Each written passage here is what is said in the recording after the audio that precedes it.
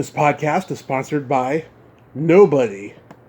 Hey dudes, this is Miss Misery of Movie Massacre, and you're listening to Tommy Throwback Kovac on Splat from the Past. Tommy will come anywhere.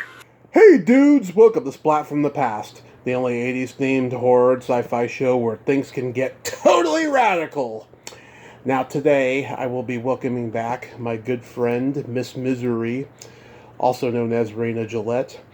And she just came out with a new book called Slasher Girl. And I read some pages of it the other night. It's pretty interesting. You should get a copy of it. We're going to talk about that. She has an upcoming appearance at Creatures Con August 7th in Concord, California, alongside some of my other guests, John Stanley, Lord Blooddraw, Bob Elmore, and Beverly Washburn. And there's a 80% chance that I might be going to meet her. I can't wait. It's going to be so wonderful to finally meet her. She gave me a birthday card 5 days before my actual birthday, and I got to go see her. I got to go acknowledge it. Raina also just did the foreword for a reprint, I think it's a reprint, of Mary Shelley's Frankenstein. So we're going to talk about that as well, and it's going to be a great conversation. And I just cannot wait. So yeah, here is... What's up, Raina? Hi, how are you? Well, I'm bored as fuck, I'm horny, and I'm craving life again. So, just another day at the office. You're like, it's just Friday again. Yes, exactly. Right? Yes. How's summer going for you? Well, I'm not too into the heat. I'm more of a cold, fog, and rain type of gal, so it's going okay. Oh, it's pretty bad up here in Reading. It's been like 110 for the last 2 weeks. It's 110 over there? Yeah. Oh, jeez. Wow. I had no idea it got that hot over there. Oh yeah, it's like Arizona heat, and I lived in Arizona for 3 months, and then I got my ass out. Did it go up to 110 over there, too? Oh, it got to 120 when I left on 4th of July that year. Ooh. I don't know how you did that. I don't either. Ugh, I fell down the Grand Canyon, fractured my kneecap. I got my head whacked into a frickin' road sign. I mean, it was a bad 3 months I had there. Oh, that was during the course of 3 months? That wasn't all in one day? It was... Oh, thank God, no. I was there from February to April, and then I came back to the Bay for a month, and then went back for another month, and then it was a total of 3 months I was there, yeah. And that was in 2007, so... Crazy. Yeah, so I plowed through Slasher Girl the other night, and... Oh, did you? Fantastic. Yes, thank you so much for sending me that online file. No problem. Yeah, it's very interesting, and in my opinion, Samantha is probably really you. That's funny. I've heard that before. Yeah, so, like, what was the genesis behind the book? Like, was it autobiographical in any way, intentionally? No, other than the love of horror for me, not really autobiographical, no. The main goal for Slasher Girl was, well, one night I had come up with the name Slasher Girl. Mm-hmm. And I don't know how I did it. I just did it, and I said, oh, that would be a great title. So I researched and looked it up, and I didn't really find anything called Slasher Girl. Yeah. Except there was one anthology book out called Slasher Girls and Horror Boys or something like that. It's an anthology book. That's the only thing closest I could find to the name Slasher Girl. So after I came up with the name, I started coming up with the idea. So it took me, I would say about maybe a year to kind of figure out in my head exactly how I wanted to write it from beginning, middle, and end. And then from there I wrote it out. I'm actually working on the sequel book right now. Nice. Like how long did it take overall? Like a good estimation of months? Okay, for this one, what I'd like to do first well, with any book, technically, is just write the entire thing out and not go back and try to say, oh, I have to change this on the way, I made a mistake. I just keep writing everything in my head out, so it's out, and then I'll wait a couple weeks and then go back to it when my mind's a little more clear, and then I start doing the second draft and then the third draft.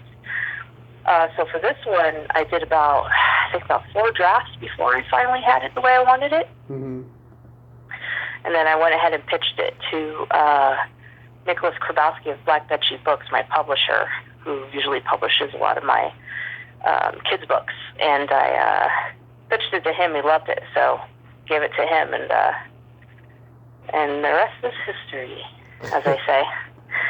Yeah. I see you have a reference to Max Wassa in there with a girl named Max.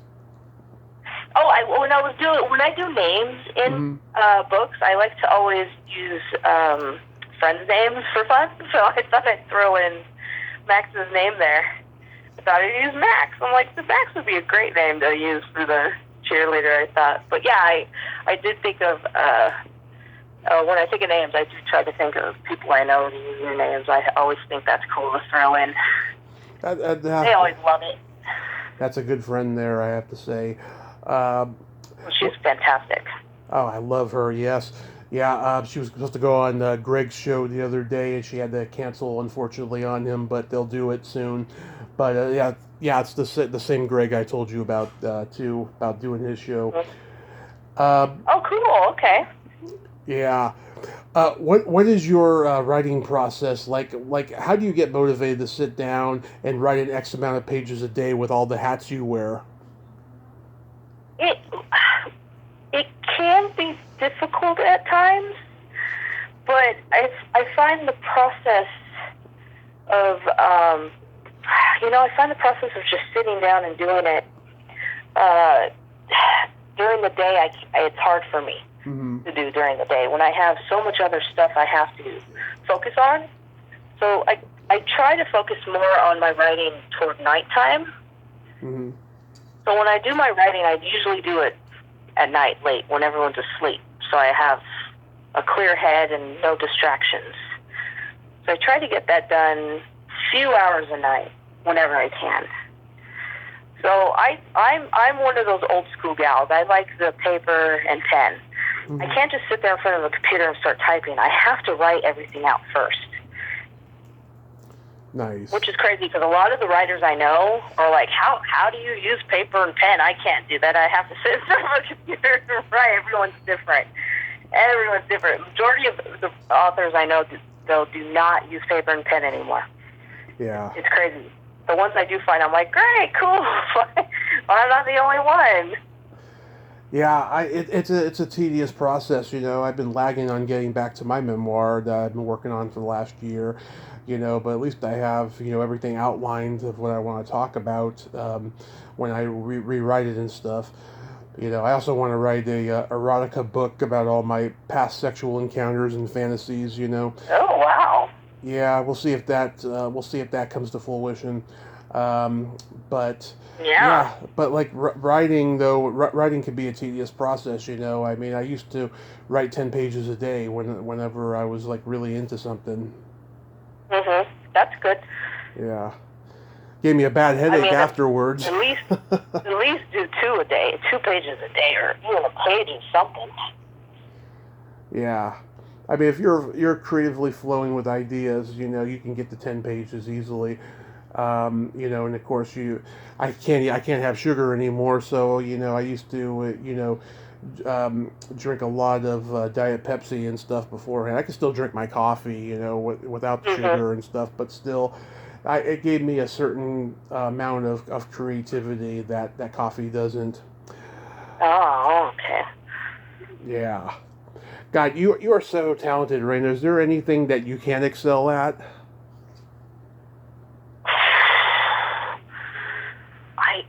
I don't know.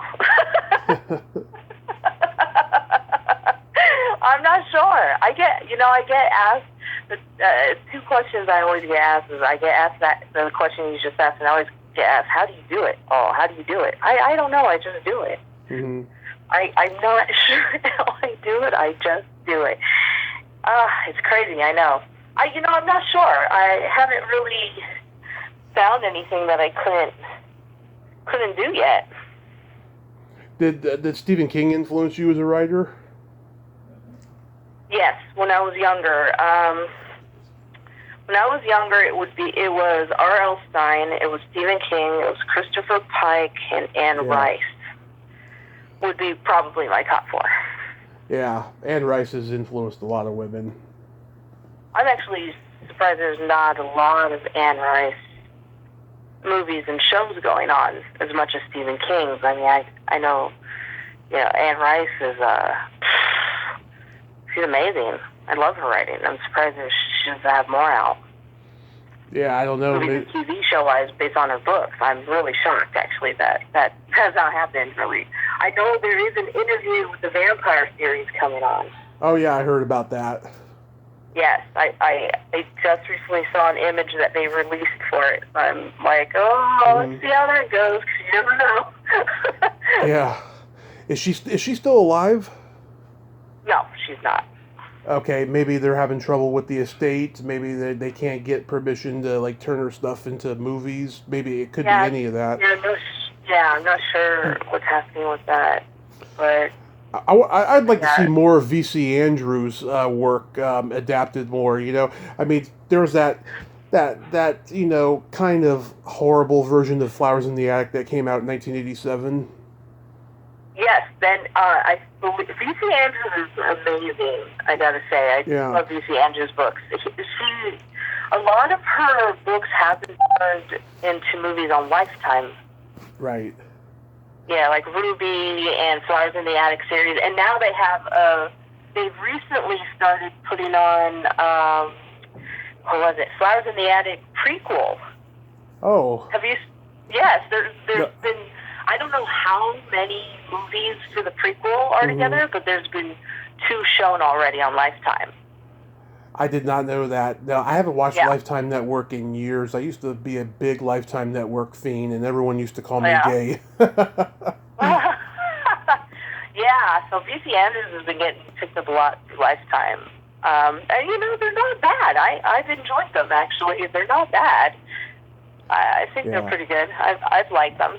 Well, the funny thing is, there's 2 types. There's the ones that the network actually makes, and then there's the old ABC, NBC, ABC ones that are rerun, Yeah, that's right. They all have the same theme. They tackle women's issues, whether it's rape, abortion, teen pregnancy, anything. And I just love them. There's one that I actually love that came out in 2002.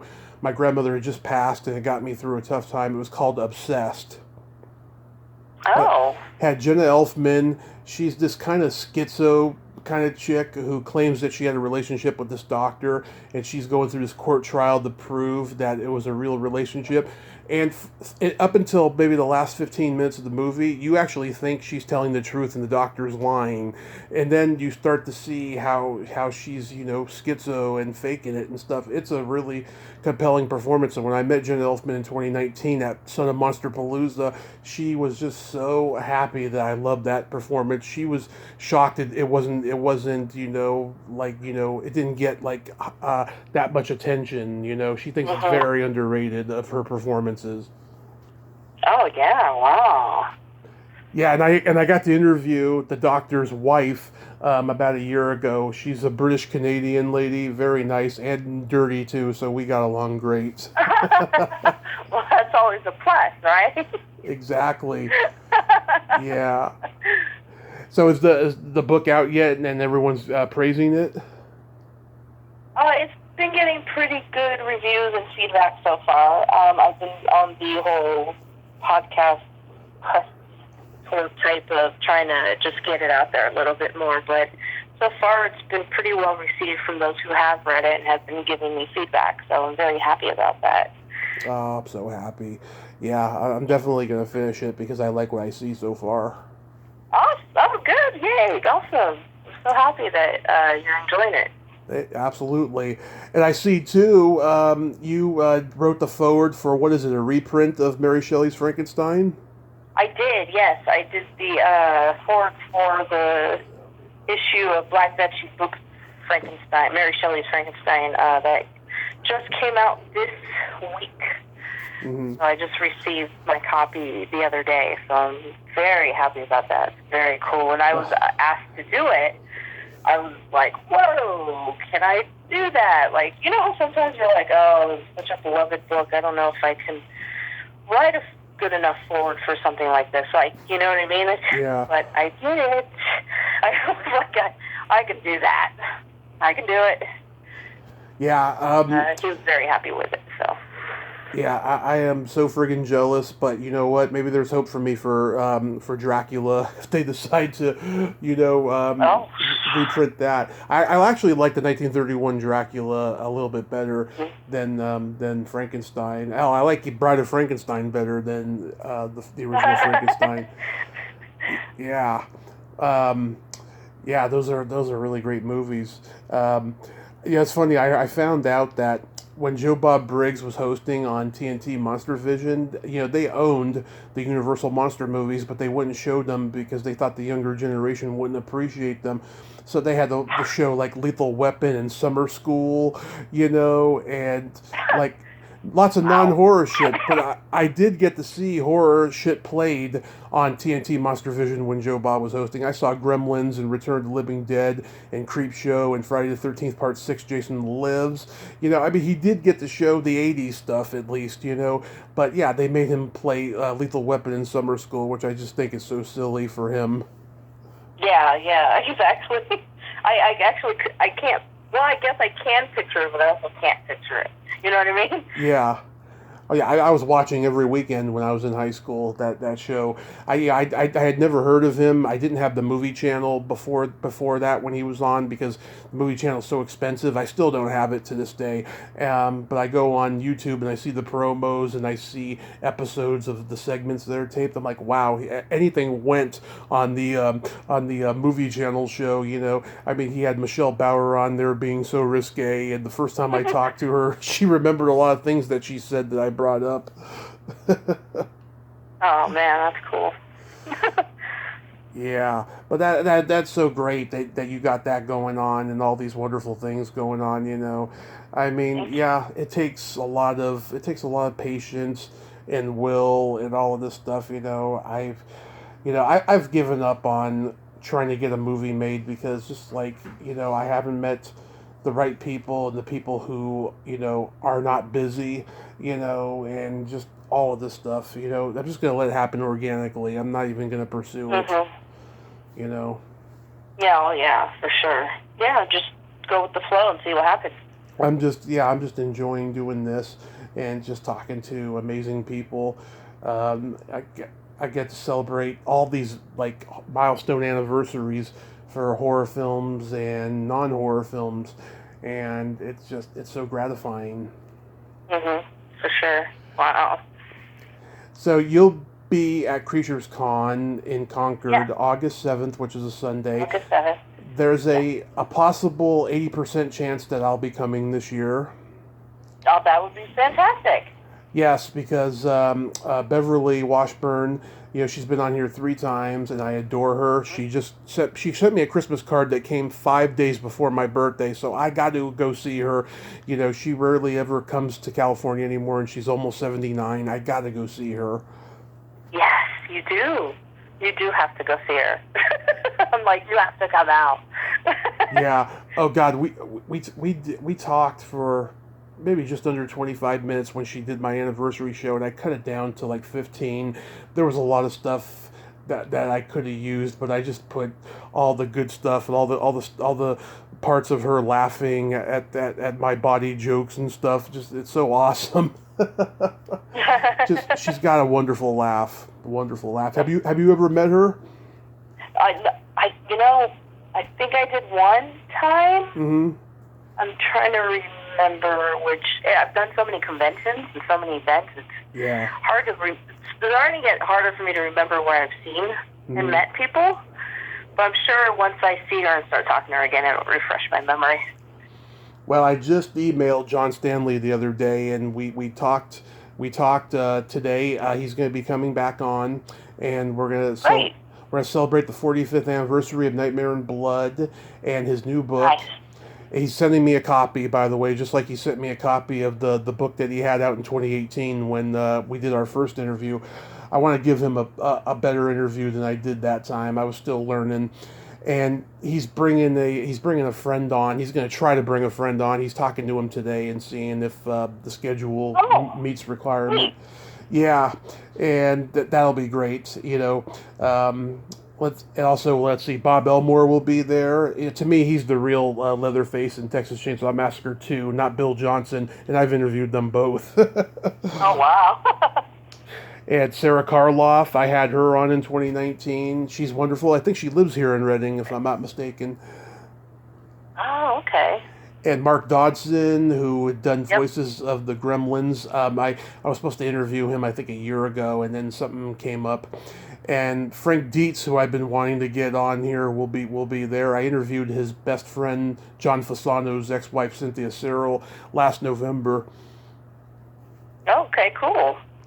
Yeah, and Wow. David Scow will be there. I wanted to talk to him last year for the 90th anniversary of Frankenstein and Dracula, but he never replied to me. I'll see if he can do it this year for the Mummy, because it's the 90th. Oh, sweet. Yeah. Oh my God. I want to chronicle all these creature feature horror films. I've been finding out that people write books about them, and there's at least one person still alive from all of them. Mm-hmm. What's her name? Joyce Meadows from, oh God, what's that one that came out in 1957? Let me look it up. Oh, the brain from Arouse. Is that what it's called? Oh, I know what you're talking about. Yeah. Yeah, she's still alive. I'm going to reach out to her this Halloween season. I found out there's one guy left alive from the original Blob that I'm going to reach out to for next year for the 65th. Yeah. And then I found out Fay Ray's daughter is still alive, and she wrote a book, and it's going to be King Kong's 90th next year, so I'll reach out to her. And then I found out that Claude Rains' daughter is still alive. She was in Woody Allen's Sleeper. It's the 50th for that, and the 90th for The Invisible Man, so I'll see if I can get her for that. Wow, what a list. I love creature feature movies, and I just love, people like you who are still, celebrating them. Oh yeah, of course. Why not? Yeah, have you started the new season? No, I have. Well, we're still in the middle of season 8 right now, so we're actually going to be wrapping that up within the next couple weeks.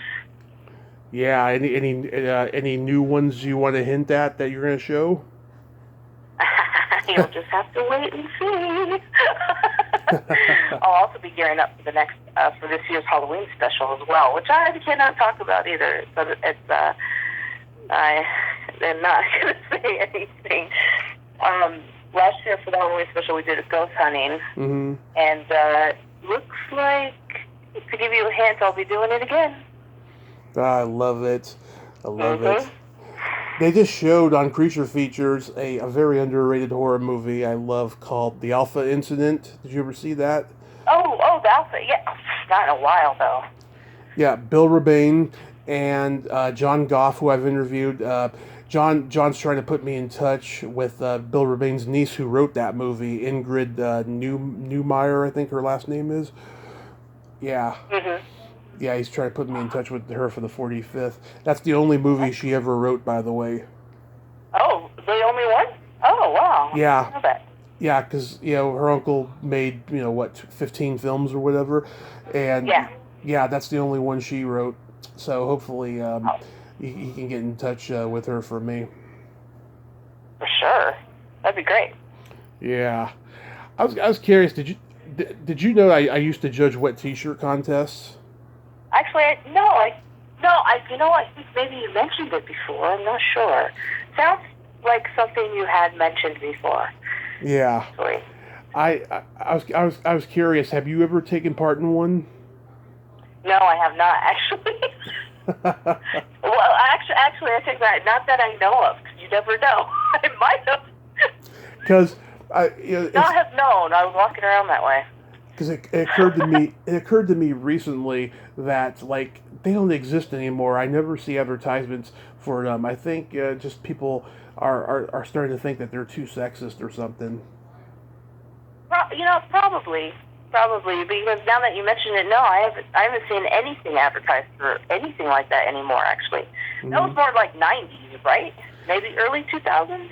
Well, it was the late 2000s when I was doing it. At the bar I worked at and stuff. Oh, yeah. Okay. Yeah, the girls who represented the beer companies, they'd come in and do it, and we'd get some of the bartenders who were willing to participate, and they'd get some of the regulars' girlfriends, and of course sometimes there'd be drama. One would say, "Hey, I got nicer tits than she does," or bigger ones. I remember the last one I did though. There was this girl. She wasn't very endowed, but she was a nice girl, and I was the only one who voted for her. And she loved that so much, I got to spend the night with her. Oh. Yeah, she was a patron. She was a patron who came in every now and then and stuff. And she was very nice. Okay. Yeah, never saw her again though after that. Oh. Yeah. That's funny. So, do you have any upcoming projects you'd like to mention? Oh, well, right now we're working on Movie Massacre, and then I am working on a Miss Missouri's Movie Massacre behind the scenes book, which will have never before seen images, a lot of background history on Movie Massacre and Miss Missouri, and that is actually going to be done fairly soon. Awesome. And how far along are you with the sequel? I'm about halfway. Awesome. Yeah. So it's coming along great. Awesome. I got a couple jokes for you. Yes. How can you tell? How can you tell if a gas station attendant just had sex? I don't know. One of his fingers is clean.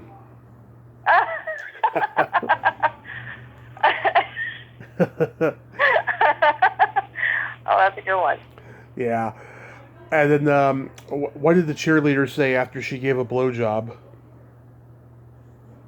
I don't know. Way to go, team! Oh, wow. Oh, man. My stepdad told me that about 10 years ago or so. I was laughing so friggin' hard just the way he said it. Yeah, I mean, I couldn't stop laughing. It's still one of my favorites. Oh, man, that's great. Yes. Well, I'll let you know if I'm going to attend Creatures Con, and Well, yeah, please let me know if you'll be showing up. That'd be great. yes, and I hope everyone buys your book. I will continue reading it, and the rest of the projects go well for you, hun. Thank you so much. Absolutely. Thank you. You have a great night, and be safe out there. You too. Great talking to you. You too. Bye. Bye-bye. Well, there you have it. Miss Misery. Ain't she a sweetheart? I just love her. She is so fucking awesome and so real and so sweet. There's no one like Miss Misery, Raina Gillette. Well, up until next time, this is Tommy Throwback Kovac saying, there's no shame in living in the past because the present sucks. Later, dudes.